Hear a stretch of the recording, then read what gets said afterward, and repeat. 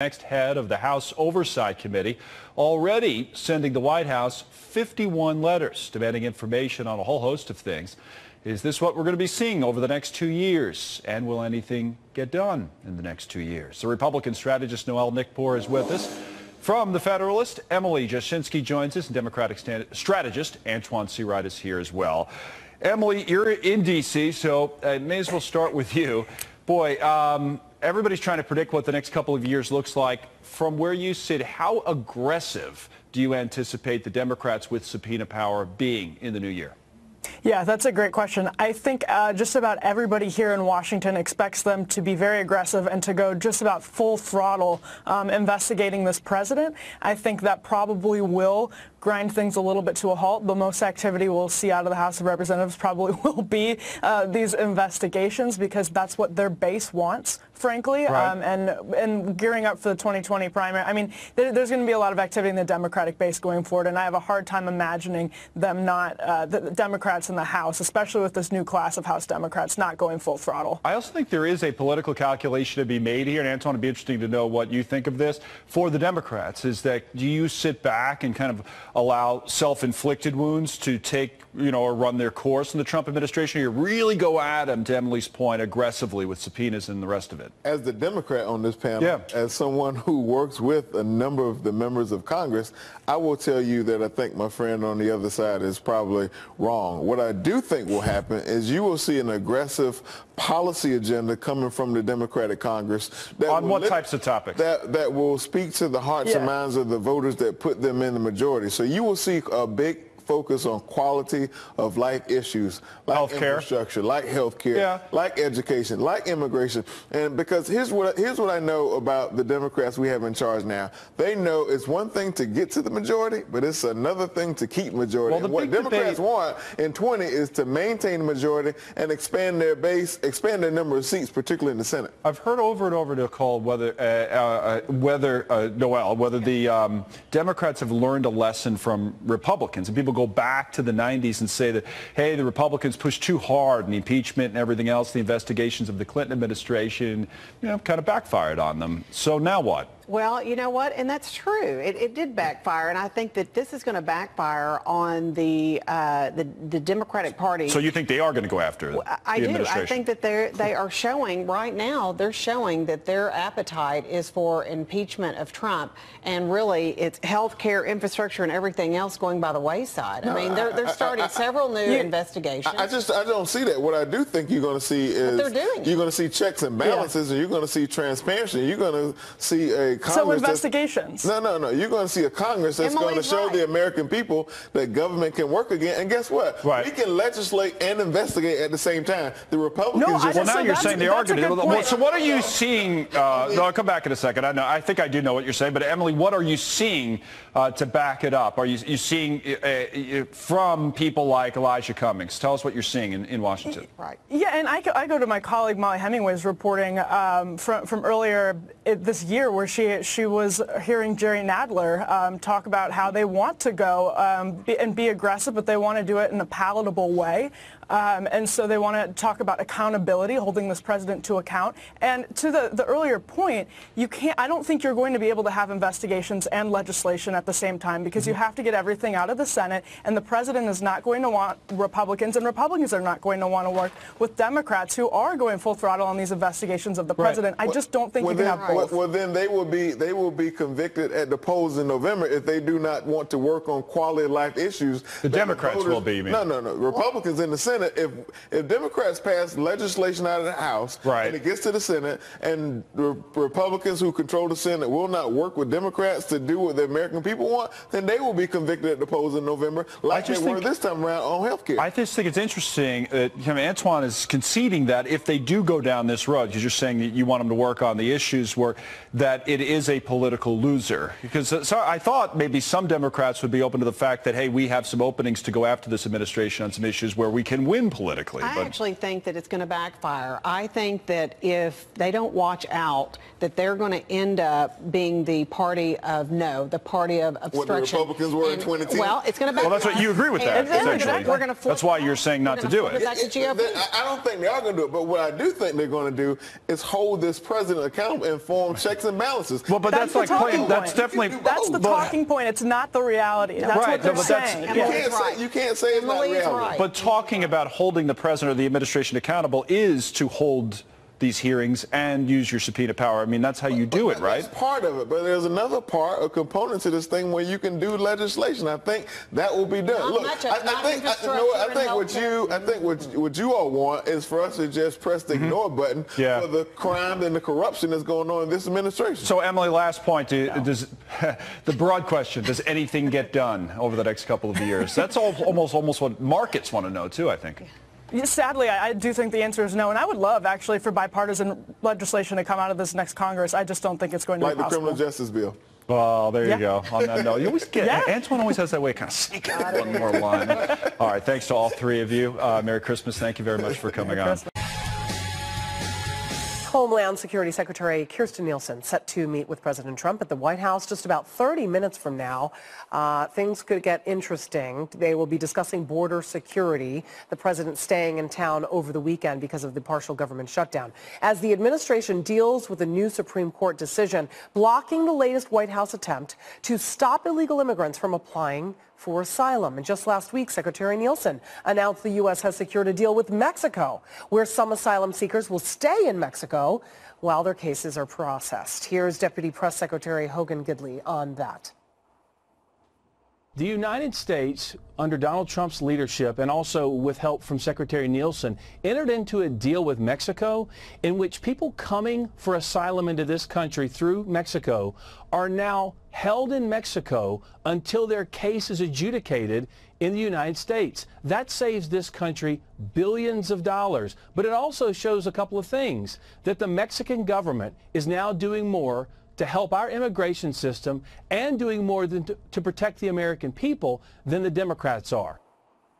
Let's bring in Lauren Claffey, former Deputy Assistant Secretary for Public Affairs at the Department of Homeland Security. Thank you very much. First of all, I want your reaction. The justice is ruling 5-4 with Chief Justice Roberts siding with the liberal wing of the court, which basically blocks the president's policy on asylum seekers. It's going to temporarily bar migrants who illegally cross into the U.S. through the southern border. The court says, no, you can't do that.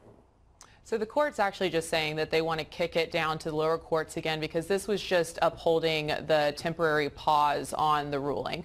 On the policy. So basically they want it to go back down to the lower courts so they can debate the merits there, and then we expect that it'll come back up into the Supreme Court and they'll debate it more fully at that point. But they want to make sure that the policy doesn't go into effect while the legality of it is being decided. Let's talk about Kirstjen Nielsen's decision and agreement that she announced yesterday between Mexico and the United States, and how much money it really does save the United States by asylum seekers having to wait for their asylum court proceedings to be completed in Mexico rather than coming to the United States, being assigned a court date, then waiting months, if not years, before they actually go into court. And that is if they show up.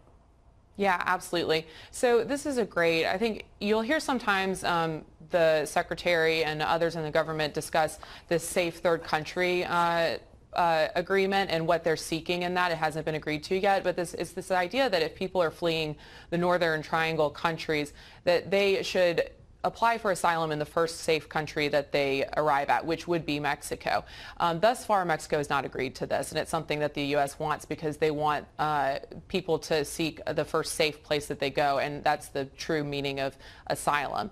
However, our asylum system is completely overwhelmed right now. And I blame part of this on Congress, though, because they've known that we've been overburdened for a while on this. We don't have enough immigration judges down there to process these claims, and that it's taking way too long for these claims to be processed anyways. And so people come into the country and they get lost in the system. And it's really not fair for anybody involved in it. And Congress has not granted any additional funding for immigration judges to go down there and process these claims in a speedy way that makes sense for both the people applying for asylum and also Americans. Talk about how this adds another, I guess, level of court battles with the administration basically wanting to shut down asylum altogether, and what the lower court is going to say about that, because as a nation, as a country, as the United States of America, that is part of our immigration system, that you can seek asylum. You can try to get into this country legally. The president doesn't trust that system, clearly, which is why he wants to shut down asylum altogether. So then where is the compromise here? Yeah, I think we have to preserve the asylum system for those who truly need it. I mean, it was set up, the U.S. actually has refugee status and asylum status. Refugee status is what the rest of the world goes by, and people apply for a refugee status in fear of persecution or in fear of or fleeing war or other crimes and violence, and then they go to a country that is safe and they get a refugee status. The U.S. also has asylum, which is the same thing, but it's something that people apply for once they are legally in the United States, or not legally, once they're present in the United States or at a port of entry.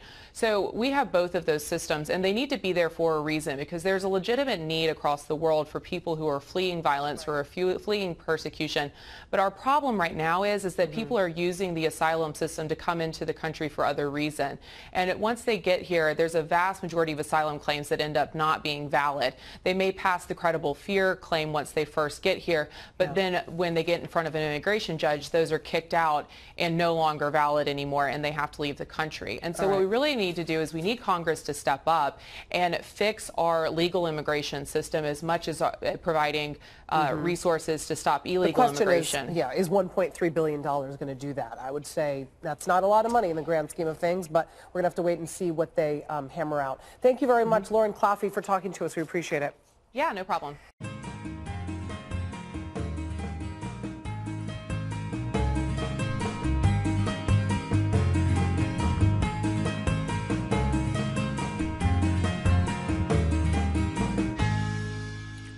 So I have gone through that kind of depression where I made mistakes or something's happened to me or whatever, and it's been bad. That's normal, and that turns around on its own. There is something else, and sometimes it can be caused by that kind of depression, and it just spirals out of control.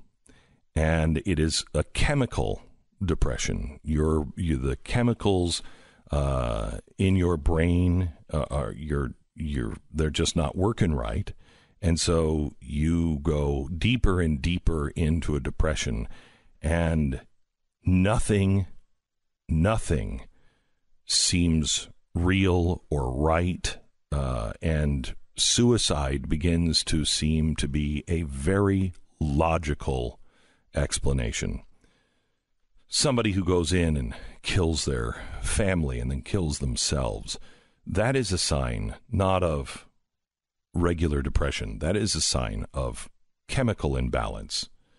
And the thing that people, they don't know the difference, and there is a huge difference, especially to the person that is experiencing it. But people will say, you just got to get over it. Oh, wow, I never thought of that. Thanks. I should just get over it. Just think of happy things. Oh, okay. All right. Boy, why didn't I think of that? Oh, maybe I could go to a fair. Maybe I could just go to watch a comedy. It doesn't work. And the people who are experiencing this, that is the worst thing you could say to them. Because it shows you really don't understand, and you think they're a moron, that's a new idea.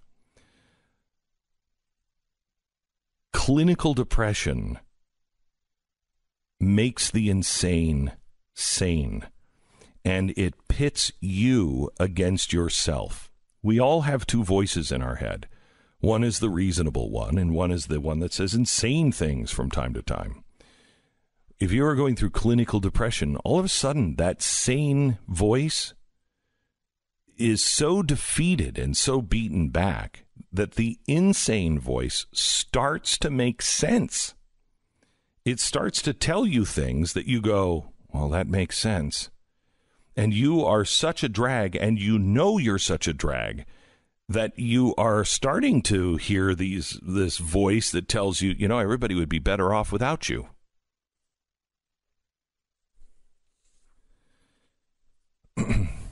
It's not true.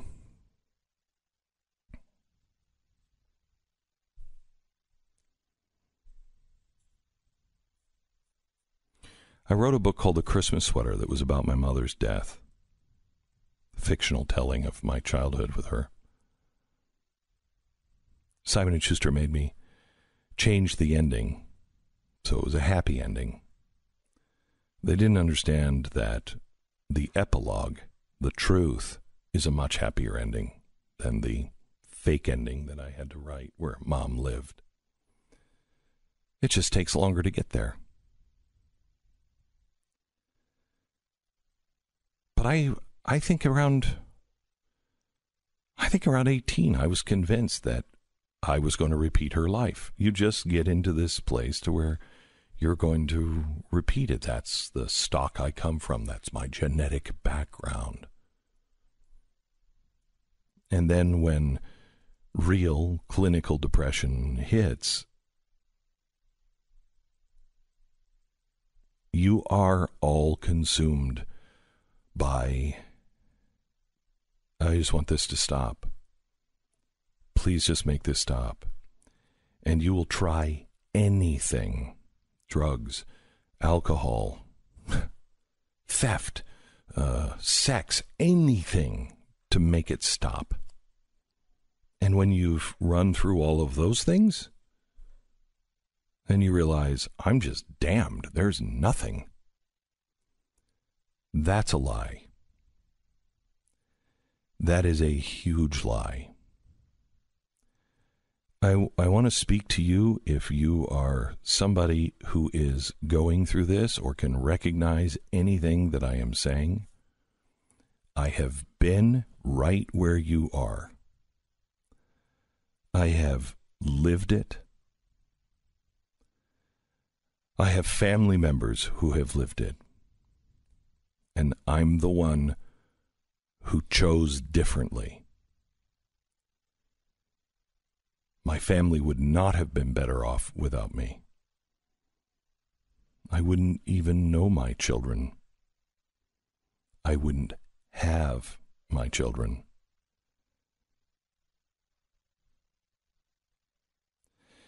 In the book, The Christmas Sweater, I talk about a dream that I had, and it's a real dream, but it comes forward in The Christmas Sweater as a scene. And the one line is, I'm shown what life can be like on the other side of the storm. And I remember in my actual dream, I said, it's so warm here. And my guide said, that's what's on the other side of the storm. And all I said again was, it's so warm here. You may feel left out in the cold right now, but you are not alone. Please reach out for help. Please reach out for help. There are millions of people like you and like me that understand what's going on. You're not alone. Things will get better. And when they do, you too will say, it is so warm here.